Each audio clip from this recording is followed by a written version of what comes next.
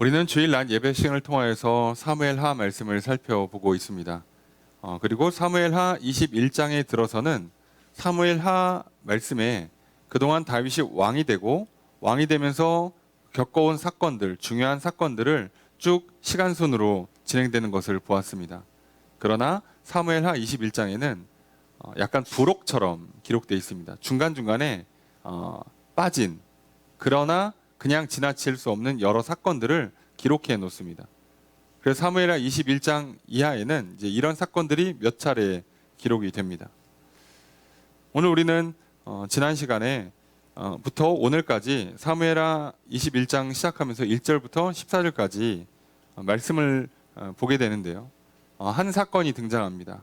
그것은 다윗의 왕이 되고 난 이후 초창기에 3년 연속 기근이 발생합니다.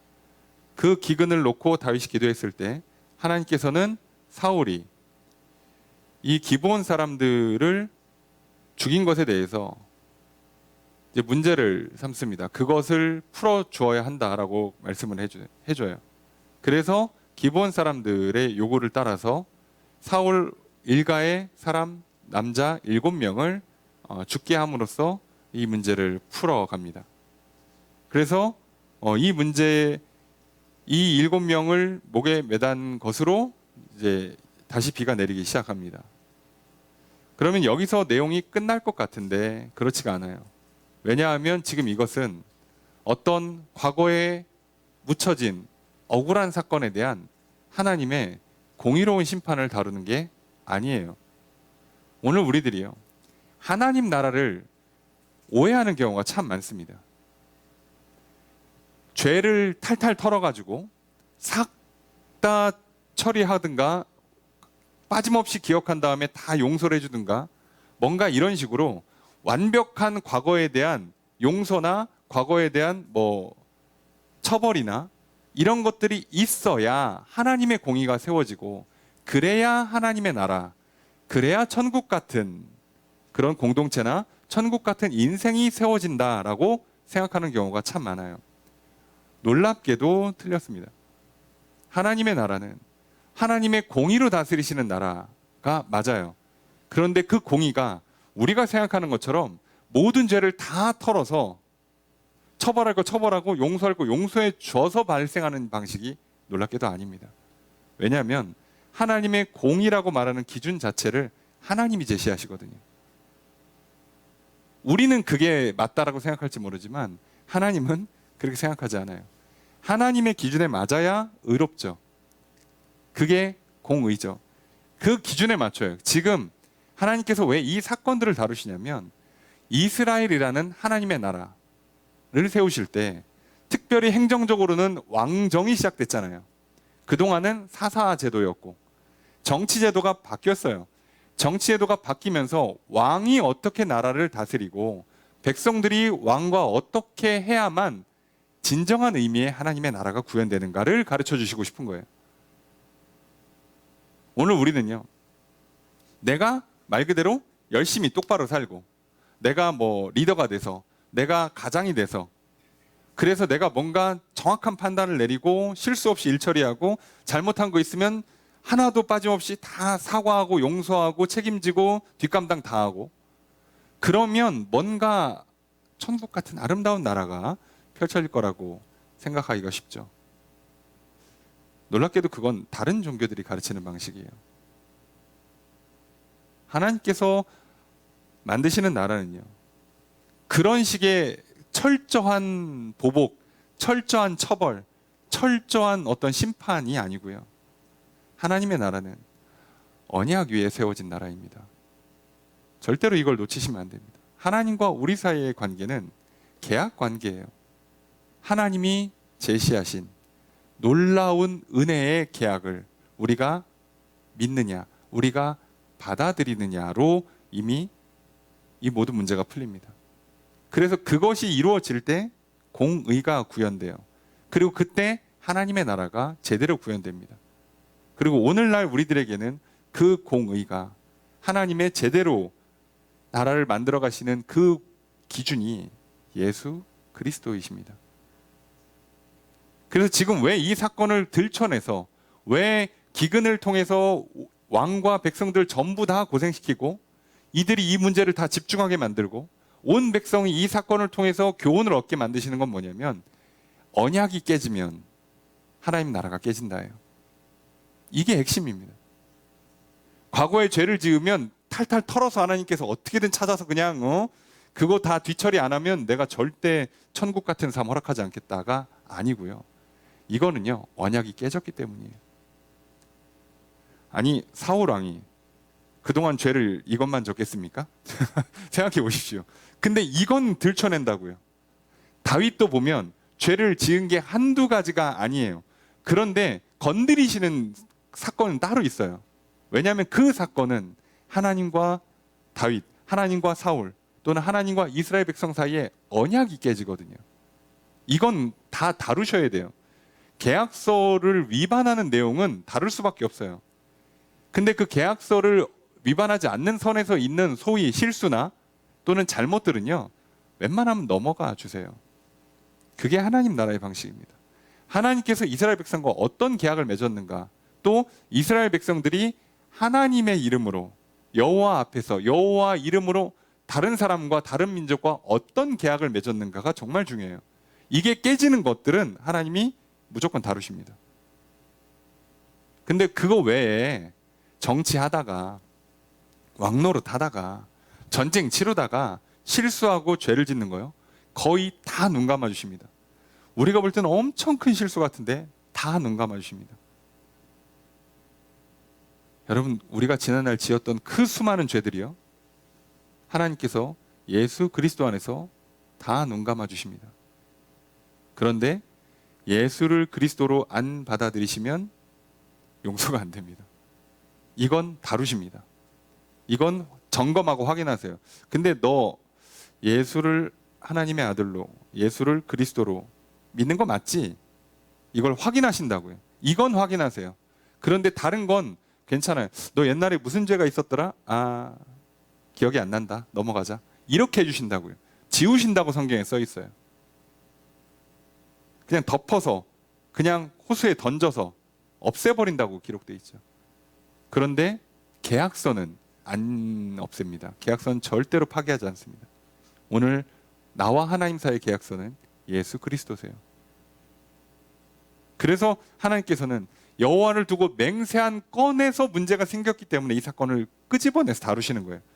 그렇게 치면 다윗은 억울하지. 내가 친 사고가 아니잖아요. 여러분, 우리도 그렇기 때문에 때로는 억울한 일을 당할 수가 있어요. 내가 한 게 아니라 과거에 모를 때 또는 다른 사람이 한 건데 하나님은 뭘 다루시느라고? 언약을 다루시느라고 나한테 이런 고난과 시련을 겪게 하실 때가 있어요. 억울한 일, 사건, 사고에 휘말리게 하실 수가 있어요. 그리고 그때 우리는 언약만 기억하는 겁니다. 오늘 그렇게 해서 결국은 이 문제를 풀기 위해서 결국 사울 일가의 7명을 잡아다가 목을 베서 매달아서 처형을 하고, 그것을 통해서 기브온 사람들이 마음을 풀고 용서하고 화해를 받고, 그리고 앞으로 서로 이런 일이 반복되지 않기를 그걸로 증명하는 거죠. 그래서 기브온 사람들도 하나님 앞에서 복을 빌어주는 일을 하죠. 용서합니다. 하나님께서 당신들에게 복을 내려주시기 원합니다. 자, 이렇게 일종의 화해 작업들이 일어났어요. 그리고 나서 비가 내렸습니다. 그럼 이 문제가 끝난 것 같은데 아직 안 끝났어요. 뭔가 하나를 지금 더 다루고 있습니다. 그럼 도대체 뭐를 다루려고 할 건가? 아니, 언약을 지키지 않아서 죽음을 맞이한 사울, 그리고 언약을 깨트려서 사울의 후손들도 죽음을 맞이했어요. 근데 언약을 지켰기 때문에 왕이 된 다윗과 또 언약을 지키고 있기 때문에 요나단의 아들 모이보셋은 지금 살아 있어요. 그러니까 이스라엘 백성들은 이것만으로도 하나님 나라가 이루어지고 우리의 생사화복의 핵심이 하나님과 나 사이의 관계가 있고, 그 관계를 이어주는 핵심이 언약이라는 걸, 그것을 내가 믿느냐의 싸움이라는 걸 분명히 깨닫게 했어요. 자, 그런데 여기서 안 끝나고 있다는 거죠. 여러분, 오늘 예배를 통해서 도대체 하나님께서 말씀하시고자 싶은 그 언약의 핵심이 뭘까? 과거 사람들이 자칫하면 과거를 청산하는 것으로 문제가 풀렸다고, 지난날의 잘못을 덮는 것으로 문제가 풀린다고 생각하는데 그게 아니에요. 오늘 도대체 무슨 사건을 통해서 또 무엇을 가르쳐주려고 하시는가? 그리고 도대체 하나님의 나라를 어떻게 세우려고 하시는 건가?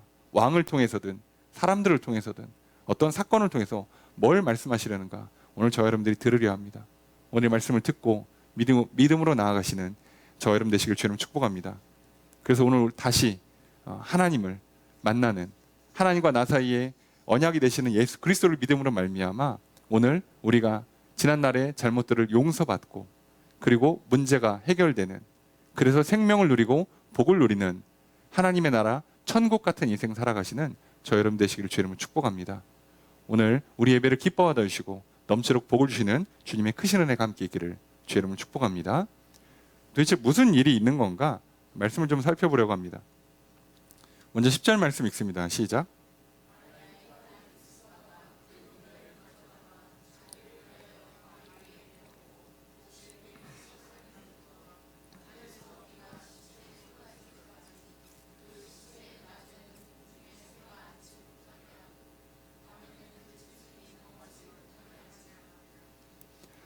오늘 우리는 여기서 한 여인이 등장하는 걸 보게 돼요. 아야의 딸 리스바입니다. 사울의 첩이었던 여인이에요. 그리고 이 여인의 두 아들도 이 사건에 휘말려서 졸지의 죽음을 맞이합니다. 자, 그래서 이 여인이 어떻게 하는가? 굵은 배를 가져다가 자기를 위하여 바위 위에 펴니다. 굵은 배를 가져다가 자리를 핀다. 이 당시에 슬픔과 또 애곡의 표현이 굵은 배를 통해서예요. 허리에 띠든가 굵은 배옷을 덮든가 굵은 배를 깔고 거기에서 이제 뭐 엎드려서 울든가 이렇게 하죠. 그럼 여기까지만 읽으면 하나님께서 공의로 심판하시고 언약의 중요성을 가르치심에서 끝나는 게 아니라 이 사건에 휘말려서 억울한 일을 참 슬픔을 맞이하는 한 여인을 또 생각하시나 보다 라고 이렇게 공감하시고 또 이렇게 마음을 너무 쏟으시면 실수합니다. 그 내용이 아니에요. 이 여인도 의외로 애곡과 비통에 빠져 있지 않습니다. 그 장면이 아예 안 나와요. 분명히 굵은 배를 가져다가 자리를 폈는데 놀랍게도 왜 폈냐? 자기를 위해서 폈어요. 자, 여러분, 애곡은 보통 애곡할 때는요, 성경에 뭐라고 써 있냐면 그 사람을 위해서 슬퍼했다고 돼 있죠. 그죠? 그래야죠. 죽은 사람을 기리는 거잖아요.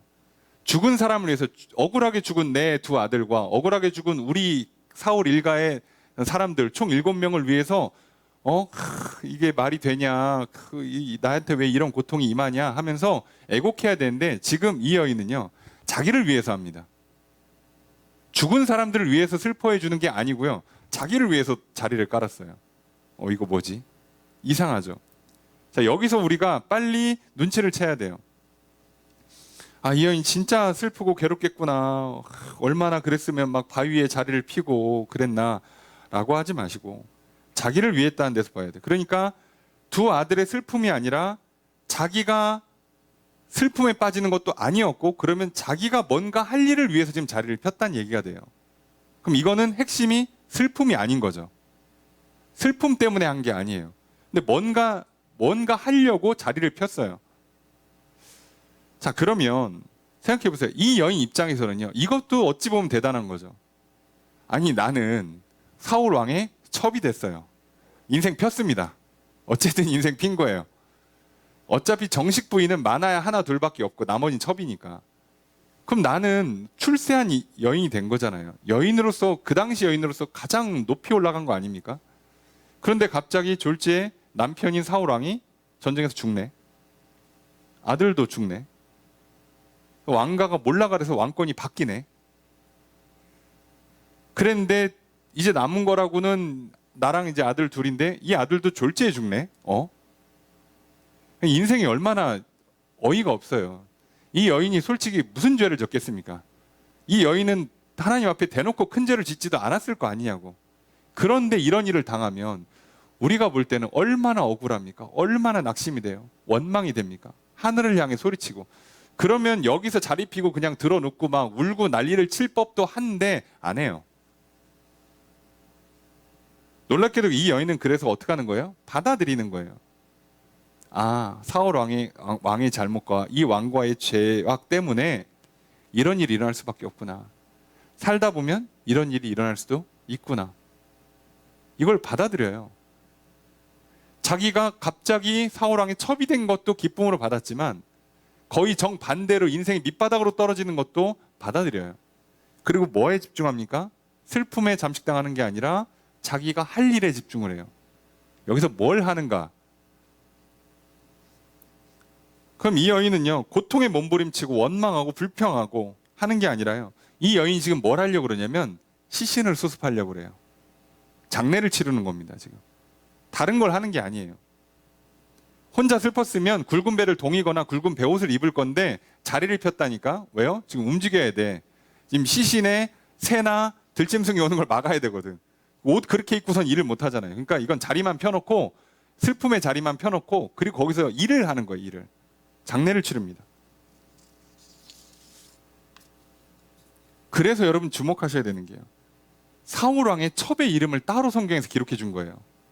그럼 이 여인은 뭔가 기억될 만한 이름이라는 뜻이죠. 우리가 지난번에 살펴본 그 세바의 반역 때 요압이 그 성을 함락시키려고 갔을 때 그 성에서 한 여인이 와서 중재를 합니다. 자기 성을 지키고 자기 하나님께 주신 그 유업을 지키려고 했던, 어떻게 보면 자기를 위해서 자기의 사명을 감당했던, 자기 믿음으로 주신 것들을 빼앗기지 않기 위해서 몸부림쳤던 한 여인은 이름이 등장을 안 해요. 그 정도 일을 했는데도 성경에서 여자 이름을 등장시킨다는 건 간단한 사건이 아니에요. 근데 오늘 이 여인은 이름을 등장시켜줬어요. 중요하다는 뜻이죠. 무슨 사건이길래? 이 여인은 뭘 한 거예요? 이 하나님의 공의로운 심판 그리고 언약의 파기에 대한 결과물로 인해서 한 가문에 죽음이 와요. 그리고 그 죽음 때문에 나는 어이없게 상처를 받고 피해를 보고 있어요. 이 여인 입장에서는 3년 가뭄도 당했지, 자기 아들 둘은 다 죽었지, 일족 친족들도 5명 죽었지. 그런데 그 사건에 매몰되고 감정에 휘말리는 게 아니라 여기서 내가 무엇을 할지만 생각을 합니다.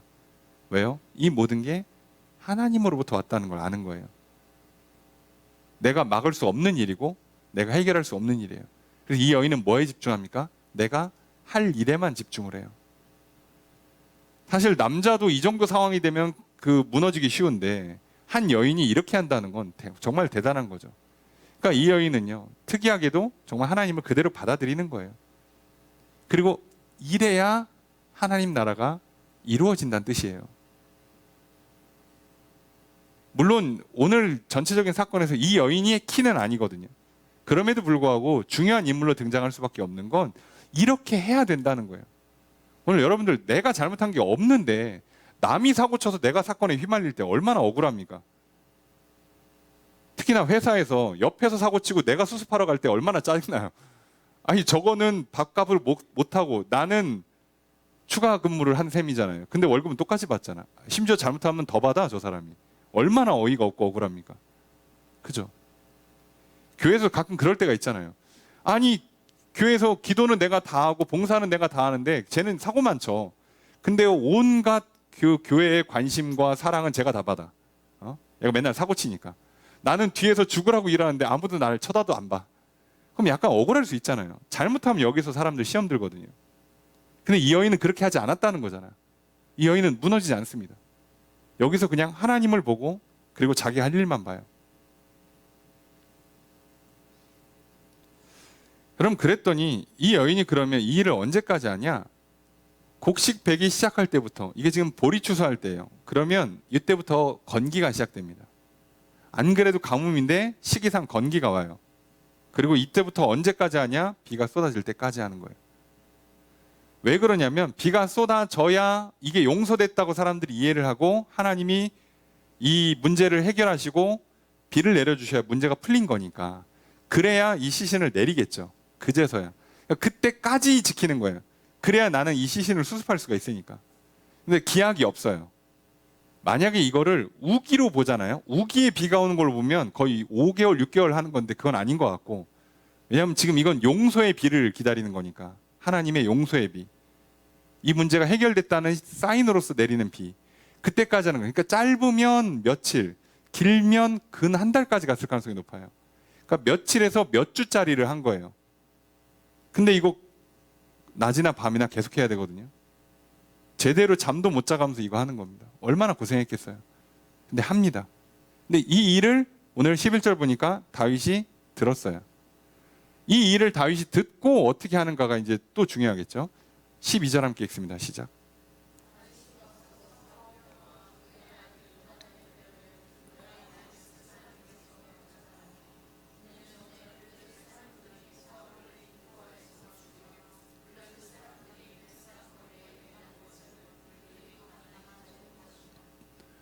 이걸 보고 갑자기 다윗이 뭘 하냐면 뜬금없이 사울 왕의 뼈와 요나단의 뼈를 가져와서 전달을 해줘요. 우리 이제 여기서 좀 약간 이해가 안 되는 거죠. 아니, 이 여인이 자기 아들과 친족들의 그 시신이 훼손당하지 않기 위해서 지킨 건 이해하겠어. 그럴 수 있지. 근데 그걸 본 다윗이 무슨 일을 하냐면 이 여인에게 상을 내려라 뭐 이렇게 한 게 아니고요. 뜬금없이 사울 왕의 뼈, 시신의 뼈, 그리고 요나단의 뼈를 취해서 여기다 갖다 주는 일을 해요. 이게 지금 이게 다윗은 뭔가 알아들어서 한 건데 우리가 지금 못 알아듣고 있잖아요. 이게 무슨 일인가? 왜 다윗은 이런 일을 하고 있는가? 우리만 이상하죠. 왜요? 우리랑 장례 문화가 달라서 그래요. 우리는 이런 장례 문화가 없으니까 이해가 안 되는 거예요. 우선 고대 히브리인들은요, 죽음과 관해서 몇 가지 이제 그들이 갖고 있는 독특한 사고가 있어요. 그게 사람이요, 죽어서 나무에 달리거나 또는 나무에 달려서 죽거나, 하여간 어쨌든 죽음과 나무에 달려서 매달리에서 죽는다는 건 저주예요. 기본적으로 저주입니다. 그리고 그럴 수밖에 없는 게 고대에 전쟁에서 지면요, 목이나 시신 전체를 장대에 달아서 성벽에 매달거나 하는 경우가 있어요. 이것 자체가 패배고 수치입니다. 저주를 여겨요. 그러다 보니까 혹시라도 어떤 일이 있어서든 간에 사람이 나무에 매달려서 죽게 되잖아요. 그러면 해가 지기 전에 그 시신을 내립니다. 이건 또 왜 그러냐면 저주받은 사람인 거잖아요. 나무에 매달려 죽었으니까. 근데 이 시신을 다음 날까지 놓으면 땅도 저주를 받는다고 생각을 해요. 소위 부정해지는 거예요. 그러니까 이 사람들은 어떻게 해요? 웬만하면 그날 내려요. 그날 내립니다. 예수님 십자가 생각하시면 돼요. 그날 내립니다. 그래야 돼요. 게다가 히브리 사람들은요, 시신을 새나 들짐승이 파먹는다. 이건 저주예요. 불명예입니다. 수치로 여겨요.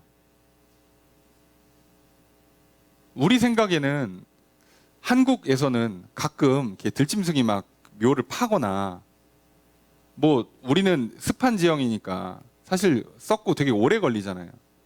그러니까 이게 뭐가 되게 좀 뭐 보기 안 좋아서 그렇고 냄새나서 그런 거지, 이걸 막 수치와 불명예로 여기진 않거든요. 근데 여기는요, 굉장히 건조한 기후예요. 그리고 동풍, 뜨거운 바람이 불면은요, 바삭바삭 마릅니다. 그래서 시신이요, 생각보다 부패가 굉장히 빨리 진행돼서요, 우리처럼 막 냄새나고 뭐 굳어있고 이런 방식이 아니라 말라서 그냥 부스러져요.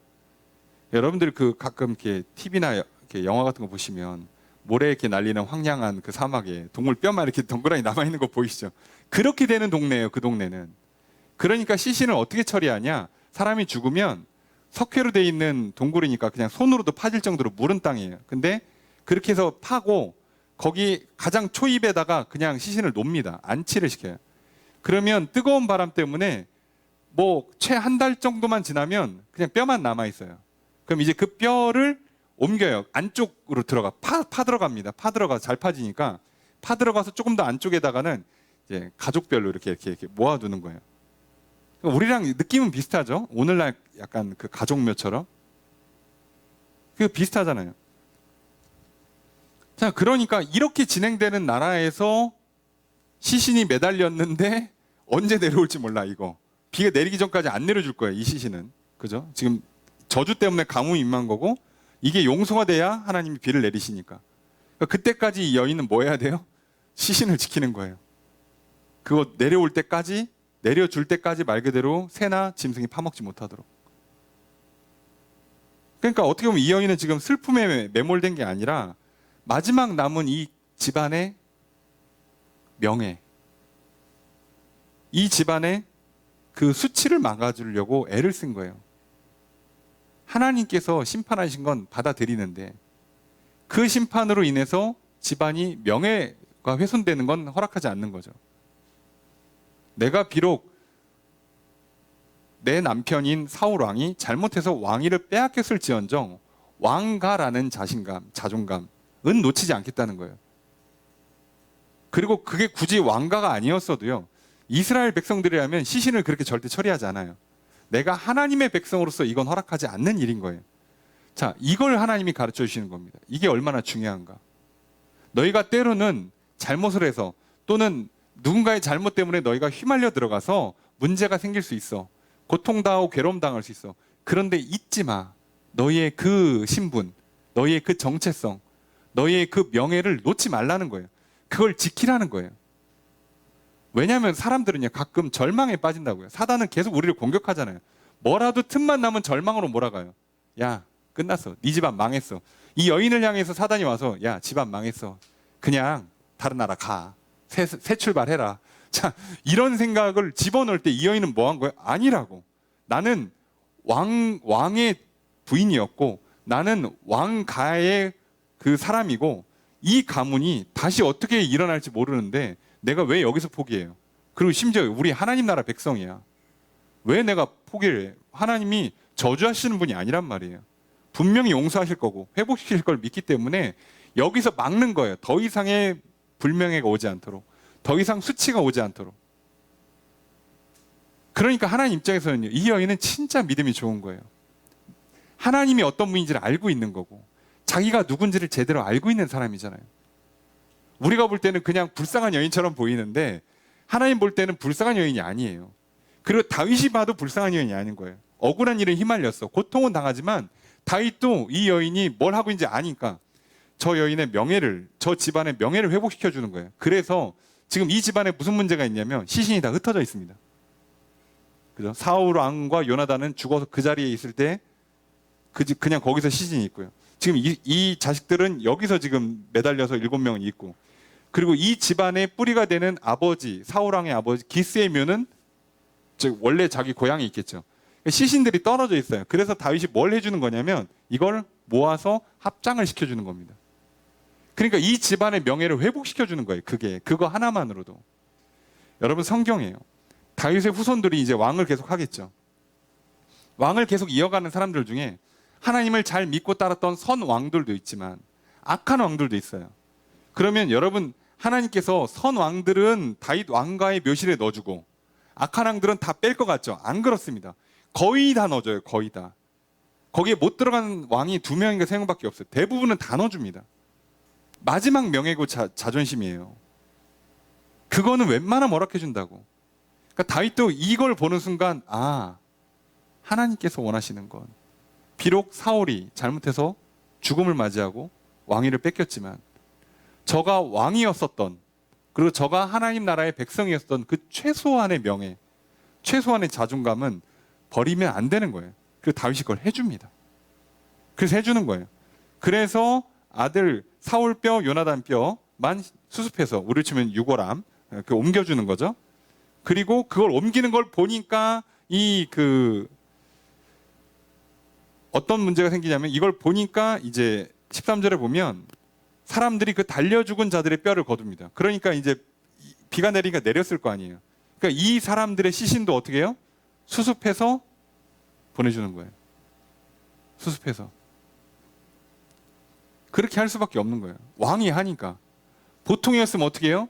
이 사람들 저주받은 사람이고, 그러니까 보통은 저주받은 사람들을 집안 묘실에 안치하면 집안 대대로 저주가 약간 흐르는 꼴이 되잖아요. 그렇게 생각하는 사람들이니까. 실제로 그랬고. 그러니까 안 넣어줘야 되는데, 아, 하나님 용서하셨구나. 왕이 이 집안의 명예를 회복시켜주는구나. 그러니까 이 마을 사람들이 어떻게 하는 거예요? 그 시신을 내려서 처리해서 합장을 시키는 겁니다. 이 작업을 하고 있어요, 지금. 자, 그러니까 참 특이하게도 그 사건을 보고 기브온 사람들조차도 이 시신 수습과 시신의 뼈를 내어주는 것을 동의해주고 있는 거예요. 그러니까 온 이스라엘 백성들이 이 사건을 다 알게 되겠죠. 그러니까 온 동네방네 소문이 다 나요.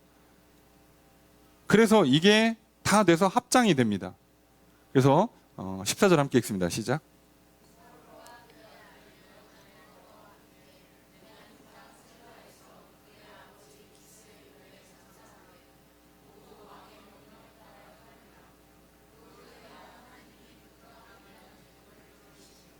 이 모든 일은 왕의 명령에 의해서 진행된 겁니다. 다윗이 직접 했다고 써있지만 직접 걸어가지 않았을 거고요. 명령으로 한 거죠.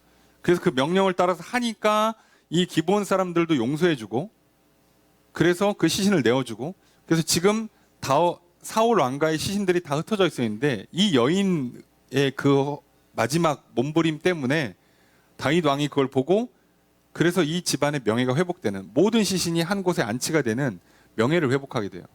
자, 그런데 놀라운 건 이렇게 해서 사건이 일단락 됐는데 오늘 본문에 그 후에야, 이게 되고 나서 하나님이 그 땅을 위한 기도를 들으시니라. 분명히 비를 내려줬잖아요. 그러니까 그건 용서죠. 그동안의 기근, 3년간 기근에 대한 용서예요. 그래서 비를 내려주는 건 신호인데, 그럼 이제부터 어떻게 해야 돼요? 때를 따라 비가 내려야 되는데 그렇지 못했다는 얘기예요. 이게 다 끝나고 나서, 이게 뭐 하루 이틀 만에 끝나겠습니까? 뭐 시신 수습해가지고 옮기고 합장하고 하는데 못해도 뭐 몇 주에서 몇 달 걸릴 거 아니에요. 근데 그게 끝나고 나니까 제때 비가 내리기 시작했다는 얘기예요. 땅을 위한 기도의 핵심이 뭐겠어요? 하나님 기근을 그쳐주시고 제때 비가 와서 농사가 잘 되게 해주세요. 우양가축이 잘 먹고 크게 해주세요라고 기도했을 텐데 그 기도가 비로소 응답이 됐다는 거예요. 그럼 이 둘 사이에 또 무슨 상관이 있냐는 거죠, 도대체. 생각을 해보면 이 둘은 또 무슨 상관이야? 그래, 이제 이 여인이 한 사건에 대해서 다윗이 이렇게 해준 거는 이해가 됐어. 그래, 어떤 의미인지 알겠어. 이게 마지막 명예, 그 자기의 집안의 명예를 지키는 최소한의 몸부림. 맞아. 여러분, 내가 비록 죄를 졌고 또는 내가 잘못한 게 아니지만 내 옆에 있는 사람들, 가족 또는 교회 공동체 또는 뭐 민족, 지역사회 등등의 죄악에 휘말려서 내가 억울한 일을 당했어. 그래도 나는 하나님의 백성이야. 그래도 나는 하나님의 자녀야. 나는 절대로 마지막까지 수치를 당하다가 죽는 인생이 아니라 명예를 회복할 거야. 그 몸부림을 치라는 거잖아요, 하나님께서. 그리고 그거를 하나님, 다윗도 기뻐 받았고 잘 해줬어요. 오늘 우리는 여기까지만 받아도 알겠는데, 맞아, 내가 좀 실수했다고 내가 갑자기 저주받는 인생이 아니지, 내가 좀 죄를 져서 하나님한테 벌을 받거나 혼난다고 해서 내가 끝난 게 아니지. 맞아. 그럼에도 불구하고 난 여전히 하나님의 자녀야. 사울의 후손들도 여전히 이스라엘 백성이란 말이에요. 그들이 비록 잘못이 있어서 그것 때문에 저주 같은 일이 벌어졌어도 하나님의 백성이에요. 그러니까 용서하시고 명예를 회복시켜 줄 거라고. 이 집안을 살려줄 거라고. 맞아. 내가 잘못해서 지금 쪽팔림을 당해. 지금 부끄러움을 당해. 지금 인생의 괴로움을 당해. 그럴지언정 여전히 나는 하나님의 자녀지. 여기서 무너질 수 없지. 내가 몸부림쳐야지. 하나님 살려주십시오. 하나님 회복시켜 주십시오. 자, 그거는 우리도 알겠어요. 여러분, 그렇게 살아가시길 주님 축복합니다. 절대 무너지지 마십시오. 실수나 사건, 사고에 휘말리지 마십시오. 감정에 휩싸이지 마시고 여러분의 생각에 늪에 빠져들지 마십시오. 오직 하나님은 보시고 하나님이 어떤 분인가, 내가 누군가만 기억하시면 세상 문제 별거 아닙니다.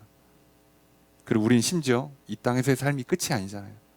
영원한 하늘나라의 삶이 있기에 더더욱 절망할 필요가 없습니다. 여기서 끝나야 되는데 갑자기 이게 끝나고 기도가 응답됐다 그러니까 저도 한참을 봤어요. 뭐지? 앞에 비도 내렸고 이렇게 하면 다 된 것 같은데 이게 되고 나니까 제때 비를 내려주기 시작한다는 거예요. 하나님이 여기까지 오길 원하셨던 겁니다. 이스라엘 백성들이, 다윗 왕이. 과거의 청산이 아니라 이거를 가르쳐 주시고 여기서부터 비가 온다. 그럼 오늘 하나님께서 도대체 우리 다윗과 이스라엘 백성들에게, 그리고 오늘 이 사건을 기록으로 보고 있는 우리에게 뭐를 말씀하시려고 할까요? 원한에 풀어주는 게, 보복하는 게 전부가 아니란 뜻이죠. 하나님과의 언약은 반드시 지켜져야 돼요. 그리고 그 언약이 지켜짐으로 말미암아 세워지는 나라가 이스라엘, 하나님의 나라예요. 그리고 언약이 깨지면 안 돼요. 언약을 깨트리면 문제가 커져요. 이건 충분히 이제 배웠습니다, 이스라엘 백성들이. 그런데 오늘 뭘 가르쳐 주는 거예요? 나라가 세워지는 것도 언약으로 세워진다는 걸 가르쳐 주는 겁니다. 깨지는 걸 조심하라는 것뿐만 아니라 나라가 제대로 세워지는 것도 언약이라는 거예요. 이 여인이 자신이 하나님과 언약 백성이 되었음을 기억하고 내가 그 언약을 놓지 않고 붙들었을 때, 그때 그 가문에, 그 여인의 인생에 하나님의 나라가 세워지고 있어요. 언약을 붙들 때, 언약을 지켜 행할 때, 그때 하나님의 나라가 이루어진다고요. 그러니까 지금 두 가지를 다 가르쳐 주는 거예요. 언약이 깨지면 나라가 망가지는 것과 언약을 지켜 따라갈 때, 계약서대로 진행이 될 때, 그때 하나님 나라가 세워진다는 것도 가르쳐 주는 거예요. 이걸 다 가르쳐 주는 겁니다. 그러니까 여러분, 잘못은 하지 말아야죠. 이것만 우리는 중요한 게 아니라 잘 해야죠. 이해되시죠? 두 가지를 다 가르쳐 주고 있어요. 언약은 깨지 마 라고만 하신 게 아니라 언약을 지켜야 너희들 진짜 하나님 나라가 돼. 내가 기근을, 질병을, 전쟁을 막아주는 것. 그리고 너희들이 항상 평안한 삶을 살게 하는, 그리고 가장 뛰어난 민족이 되게 하고 번성하는 민족이 되게 해주는 그 비결은 언약에 있어라고 말씀하시는 거예요. 너희들의 어떠함이 아니라는 거예요. 언약이 있다는 거예요. 그리고 이 여인은 지금 언약을 지켰잖아요. 생각을 해보. 언약을 붙들고 몸부림친 거잖아요. 슬픔에 몸부림친 여인을 위로해 준 게 아니잖아요. 고통에 눈물을 펑펑 흘리는 여인을 하나님 불쌍히 여겨주신 게 아니라 그 언약을 붙들고 내가 하나님 나라 백성인데 이제 이 집안의 수치와 저주는 여기서 끝나야지. 시신마저 저렇게 덩그러니 내팽개칠 수는 없지. 하나님 백성이 그 마지막 자존감을 잃으면 안 되지. 그리고 시신을 지키기 위해서 몸부림쳤을 때 하나님은 이 여인의 명예를, 이 집안의 명예를, 나아가 이스라엘이라는 나라를 세워주고 계세요. 여러분, 오늘 내가 잘못했든 어떤 남의 잘못에 사건 사고에 휘말리든 내 인생에서 문제가 터집니까? 절대 무너지지 마십시오. 그때 생각의 늪에 빠지지 마시라고요. 그때 괜한 고집 부리지 마시고 그때 감정에 휘말리지 마시라고요. 그때 꼭 기억하세요. 나와 하나님 사이에 도대체 무슨 계약서가 써져 있는가? 그 계약서 붙들고 몸부림치실 때 하나님께서는 기뻐 받으신다고요. 너는 여전히 나의 백성이구나. 여전히 너는 내가 복을 줄만 하구나. 맞아. 그런 일에 어쩔 수 없었어. 힘들었지. 내가 이제 제대로 복을 줄게. 회복시켜줄게. 때를 따라 비가 오게 해줄게. 전쟁 막아줄게. 전염병 막아줄게. 오늘 그러면 이스라엘이라는 나라가 시작은 아브라함부터 시작해서 아브라함과의 언약, 그리고 출애굽하면서 시내산에서 언약, 그리고 다윗과 맺은 다윗과의 언약을 통해서 이스라엘 나라가 굳건히 서가고 있어요. 그럼 오늘 저와 여러분들, 나에게는, 우리에게는 어떤 언약으로 하나님 나라가 세워질까요? 오늘 우리에게는 새 언약, 신약으로 세워지죠. 그 핵심이 예수 그리스도입니다. 그래서 기억하시라고요. 여러분, 혹시 잘못된 게 있어요? 그러면 고민에 빠지지 마세요. 내가 왜 이런 잘못을 했을까? 아이고, 이거 어떻게 해야 되나? 또 이걸 어떻게 해야 회복하고 누구한테 잘못했다고 용서를 빌고 이걸 만회하려면 내가 몇 시간을 투자하고 얼마를 투자하고 하지 마시고, 이 잘못 때문에 내가 분명히 고통당하거나 괴로움 당하거나 또는 상처받을 수 있어요. 그런데 거기에 생각의 늪에 빠지지 마시라고. 괜한 고집 부리지 마시라고. 내가 뭘 잘못했는데 몰라, 그냥 억울해, 나도 할 거야 막 버팅이지 마시고, 감정에 취해서 화를 내거나 막 낙심해서 우울에 빠지지 마시고, 그럼에도 불구하고 난 여전히 하나님 백성이에요.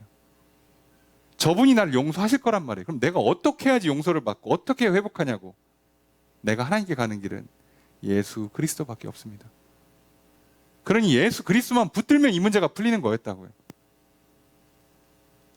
내가 저 사람한테 어떻게 사과하고 어떻게 용서를 빌고 저 깨진 관계를 어떻게 회복하지? 저 망친 일을 어떻게 수습하지? 이 지금 무너진 나의 그 재정 상태가, 무너진 나의 건강 상태를 어떻게 회복하지? 답이 있으면 문제가 안 생긴다고 그랬잖아요. 애시당초 없어서 생긴 문제예요. 그래서 답이 되시는 예수 그리스도께 나아가십시오. 그래서 신약 곳곳에 이 언약들이 쫙 펼쳐져 있습니다. 일일이 다 보기에는 너무 어렵고, 오늘 핵심은 기도를 들으신다예요. 기도를 들으신다의 언약이 어디에 있는가? 우리는 제일 큰 거를 보려고 합니다. 그래서 여러분 뭐 다 보기에는 그렇다고 이 시간에 신약을 어떻게 다 훑어봅니까? 그래서 마태복음 16장 15절에서 19절만 보려고 그래요. 여러분 잘 아시죠? 예수님께서 베드로한테 물어보십니다. 제자들한테 물어보죠. 너희는 나를 누구라 하느냐? 그래서 마태복음 16장 16절에 베드로가 아주 유명한 대답을 하죠. 시몬 베드로가 대답하여 이르되 주는 그리스도시요 살아계신 하나님의 아들이시니이다. 정답을 냈어요. 자, 당신은 주님이시고 그리스도시고 하나님의 아들이십니다. 다 얘기한 거죠. 자, 그랬더니 예수님께서 17절에 시몬아 내가 복이 있다. 이를 내게 알게 한 것은 혈육이 아니요 하늘에 계신 내 아버지다. 야, 네가 이걸 어떻게 알아? 네 머리 써서 안 게 아니라 하나님이 알려준 거지. 근데 그것만으로 너는 복이 있다는 거예요. 그리고 이걸 고백했기 때문에 이제부터 엄청난 복을 받아요. 그 복이 18절 19절에 나와 있죠. 18절에 보니까 또 내가 내게 이르노니 너는 베드로라. 내가 이 반석 위에 내 교회를 세우리니 음부의 권세가 이기지 못하리라. 19절 내가 천국 열쇠를 내게 주리니 내가 땅에서 무엇이든지 매면 하늘에서도 매일 것이요 내가 땅에서 무엇이든지 풀면 하늘에서도 풀리리라. 자, 여기에 주는 그리스도시요 살아계신 하나님의 아들입니다라는 이 신앙 고백에 베드로한테 너는 이제부터 이름을 베드로라고 바꿔. 반석이란 뜻이에요. 그리고 여기에다가 이제 교회를 세우겠다는 거죠. 그래서 뭐 베드로가 초대 교황이라고도 하지만 중요한 건 베드로의 신앙 고백 위에 세우는 거죠. 자, 거기에 교회를 세우겠다는 거예요. 그러니까 이 고백 위에 교회가 세워진다는 거예요. 이 믿음 위에 교회가 세워지고 음부의 권세가 이기지 못하고 절대로 무너뜨리지 못하고, 그리고 땅에서 매면 매이고 하늘에서도, 땅에서 풀면 하늘에서 풀려요. 기도가 응답된다고요. 교회를 세우시고 교회를 지키시고, 그리고 그 교회에서 또는 교회인 성도가 하는 기도를 하나님이 들으신대요. 근데 계약은, 언약은 딱 하나죠. 주는 그리스도시요 살아계신 하나님의 아들이십니다. 자, 그러니 여러분, 우리가 문제가 있을 때 고민한들, 의지를 북돋은들, 감정에 휘말린들 답이 나오겠습니까? 거기에 답이 없는데요. 지금 하나님께서 왜 이 사건 가운데 다윗과 이스라엘 백성들에게 이걸 그렇게 드러내서 가르쳐 주실까요? 너희들이 문제가 생길 때마다 고민하지 말라는 거예요. 하나님께 묻고, 뭐 머리 써서 문제 풀려고도 하지 말고, 억울합니다 하소연하지도 말고, 들어눕고 떼쓰지도 말고, 슬픔에 잠식당하지도 말고, 분노하지도 말고, 하나님 앞에 우리 사이에 계약서만 붙들고 나오라는 거예요. 그러면 문제 풀어줄 테니까. 오늘 우리 삶에 똑같은 문제가 내 잘못이든 남의 잘못이든, 그래서 후회가 되든 또는 절망이 오든 그게 중요한 게 아니라는 거예요.